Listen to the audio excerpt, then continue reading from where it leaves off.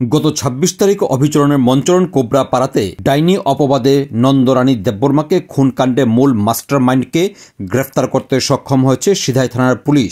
অভিযুক্তের নাম প্রফুল্ল দেববর্মা। মঞ্চরণ কোবরা পাড়া থেকে তার নিজ বাড়িতেই অবস্থান করছিল প্রফুল্ল।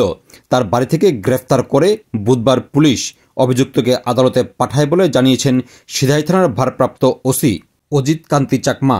তিনি আরও জানান, এই ঘটনার সাথে জড়িত মোট ৭ অভিযুক্তকে এখন পর্যন্ত গ্রেফতার করা হয়েছে। যদিও এই ঘটনায় যে মামলা করা হয়েছে তাতে মোট ৯ জন অভিযুক্তের নাম রয়েছে। বাকি অভিযুক্তদেরকেও গ্রেফতার করা হবে বলে আশ্বাস প্রদান করলেন সিধাই থানার ভারপ্রাপ্ত ওসি। এখনো অবধি প্রথমে ৩ জন যারা মূল আসামি, আমরা প্রথমে ৩ জন অ্যারেস্ট করেছি এবং তাদের জিজ্ঞাসাবাদে যিনি মেন কনস্পিরেটর ও আমরা পরবর্তীতে গতকাল একজন অ্যারেস্ট করি এই কেসের সংস্রবে, যার নাম প্রফুল্ল দেববর্মা, বয়স ৬৬, পিতা স্বর্গীয় বুধিচন্দ্র দেববর্মা, মঞ্চরণ কোবরাপাড়া, আমাদের সিধাই থানার অন্তর্গত। এই অবধি আমরা এখনো অবধি ৬ জন আমরা অ্যারেস্ট করেছি। আসামি কি কোর্টে পাঠিয়ে দিয়েছে? আমরা আজকে কোর্টে পাঠিয়ে দিয়েছি এবং দেশি রিমান্ডে আছেন বর্তমানে। এখানে এই ঘটনার সাথে মানে এফআইআর নেমে অ্যাকিউজড কজন ছিল? এখানে এফআইআর নেমে অ্যাকিউজ ৯ জন ছিল, যার মধ্যে প্রধান যে অ্যাকিউজগুলো যারা সরাসরি ঘটনার সাথে যুক্ত ওনারা ৩ জন এবং যিনি কনস্পিরেটর ও উনি একজন, সর্বমোট ৬ জন। বাকি যদি তদন্তে যদি এরকম করে যদি এভিডেন্স আছে আমরা নিশ্চয়ই তাদেরকেও আমরা আটক করব। এমনিতে এখন পর্যন্ত যে পরিমাণে মানে ইন্টারোগেশন হয়েছে অভিযুক্তদের, এখান থেকে কি নতুন কোনো নাম উঠে এসছে এফআইআর নেমে অ্যাকিউজডের বাইরে?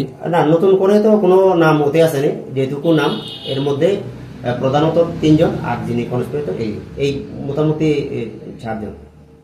মিতার পরিবারের যে সদস্যরা এখন কি তারা নিজেদের বাড়িতে রয়েছে না অন্য কোথাও রয়েছে? কি এখন আমাদের কাছে যেগুলোর উপর আমরা যেভাবে তাদের সঙ্গে কথা বলি, ওনারা নিজেদের বাড়িতে নেই, ওনারা ওনাদের নিজস্ব আত্মীয় বাড়িতে রয়েছেন এবং কি যদিও ওনারা থাকতে যদি চান কোনো অসুবিধা নেই, থাকতে পারবেন, কিন্তু আমরা রিকোয়েস্ট করেছি থাকার জন্য।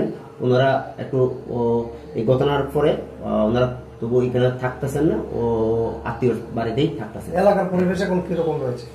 এটা অবশ্যই নর্মাল, কোনো অন্য কোনো কিছু আর বিষয় এখানে আর অবশিষ্ট নেই। এর পাশাপাশি থানার ওসি জানান, এই ঘটনার সাথে যে সমস্ত অভিযুক্তরা এখনও অধরা রয়েছে তাদের বিরুদ্ধেও ইতিমধ্যেই উপযুক্ত পদক্ষেপ গ্রহণ করবে পুলিশ। অন্যদিকে নন্দরানী দেববর্মাকে পরিকল্পিত খুন করার পর চার্চ থেকে এসে যে সমস্ত ধর্মীয় গুরুরা ওনাকে কবর দিয়েছিলেন ওনাদেরকেও নোটিশ করে থানায় ডেকে আনা হবে। কী কারণে ওনারা পুলিশকে না জানিয়ে এই কর্মসূচিতে অংশগ্রহণ করেছিলেন সেই বিষয়ে ওনাদেরকে জিজ্ঞাসাবাদ করা হবে বলে জানিয়েছেন ওসি। হ্যাঁ, নিশ্চয়ই যারা যারা ওই কবরের যারা তাদের রিচুয়াল মোতাবেক যেভাবে তারা কবর দিয়েছেন, উনি নিশ্চয়ই ধর্মীয় যাজক মহোদয়রা নিশ্চয়ই রয়েছেন। আমরা ওনাদেরকেও নিশ্চয়ই ডাকবো, আমরা নোটিশ করবো যারা যারা আসছিলেন। তো আমি আর একটা এই বিষয়ে বলি, ওই রাতের খবর রাতে হয়নি, তারা নর্মালি এই খ্রিস্টান ধর্মীয় মোতাবেক ও দুপুর ১টা থেকে ২টা এর মধ্যেই হয়েছে, রাতের বেলা ও খবরের ঘটনা এটা, অর্থাৎ মানে মৃত্যুর পরের দিন হয়েছে কবরের। হ্যাঁ, মৃত্যুর পরের দিন। ডাইনি অপবাদে যুক্ত যে সমস্ত অভিযুক্তরা রয়েছে তাদের প্রত্যেককে আইনের মাধ্যমে বিচারের আওতায় আনা হোক, এই প্রত্যাশায় রয়েছে নন্দরানীর পরিবার। The fact bureau.